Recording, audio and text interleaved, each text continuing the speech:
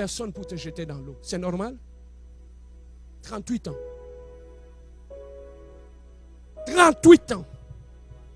Frère, lorsque tu as eu un homme ou une femme de prière dans la vie, protège les voies que Dieu utilise pour te bénir. Je peux parler? Lorsque tu es problématique dans ta famille, vous savez, il y a des gens qui sont tellement problématiques et ils ont mis même leurs propres enfants dans le problème. Tu sais qu'il y a des enfants qui ont souffert comme ça dans la famille parce qu'ils ont eu une mauvaise mère. Tu sais pourquoi? Parce que ta mère, elle était problématique. Elle a des problèmes avec tout le monde dans la famille. Maintenant, je te pose les questions. Si toi, tu manques l'argent pour payer le Minerval, qui va t'aider? Quel est l'oncle qui va t'aider? Est-ce qu'il y aura un oncle qui va t'aider? Papa, tu sais qu'il y a des gens qu'on refuse de les aider parce que leur mère est mauvaise. J'ai envie d'aider mon neveu. Mais la bouche de sa maman. La bouche de sa maman. Papa, tu sais, il y a des gens, même quand tu as besoin d'aider, ils te compliquent. Hein? Toi, tu es mon neveu. Ta mère a insulté ma femme. Même quand je reviens à la maison, je demande à ma femme de payer le Minerval pour mon neveu. Est-ce qu'elle va accepter? Ça serait un problème. Hein? Pourquoi? Parce qu'à cause de ça, sa mère. Tu vois comment nous compliquons la vie de nos propres enfants? C'est ça qui fait que ta mère est décédée, ton père est décédé. Dans la famille, personne ne veut vous aider. Et maintenant, vous criez partout. Cette famille est une famille méchante. Personne ne veut nous aider. Mais c'est que vous ne savez pas. Vos parents, ils avaient de malbouches. Ils ont créé des ennemis, pas?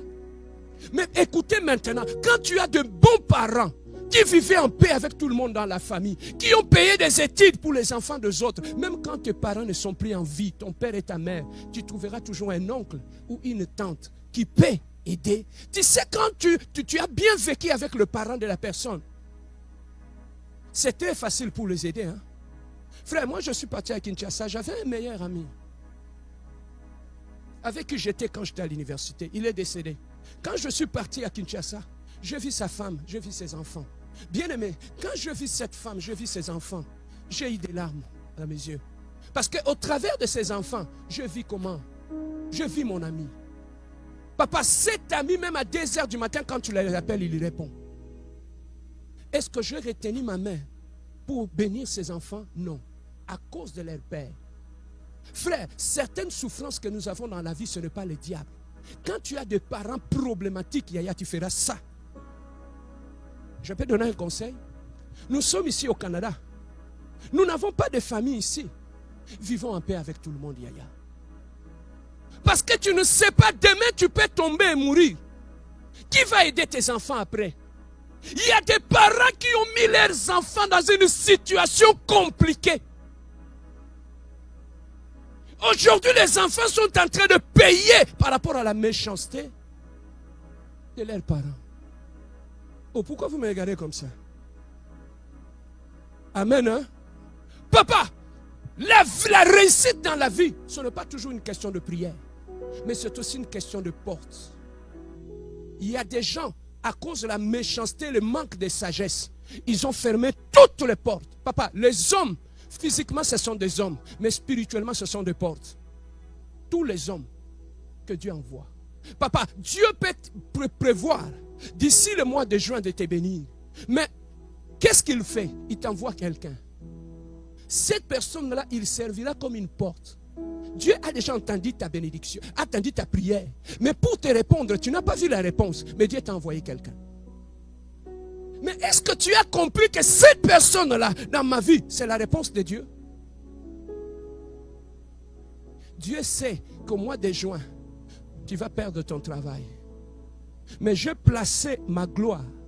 Parce qu'au mois de juin, c'est ma gloire qui dira à son superviseur de te prendre au travail. Mais maintenant, toi, ton problème, tu as chicané ma gloire. Tu l'as chassé. Maintenant, au mois de juin, tu feras quoi? Seigneur, ouvre les portes. Seigneur, ouvre les portes. Seigneur, ouvre les portes. Les portes, ce sont les gens qui sont tout autour de nous. Voilà pourquoi vis en paix avec ton entourage. Nous sommes en train de prêcher sur cette scène où on amènera une femme devant tout le monde pour l'exposer.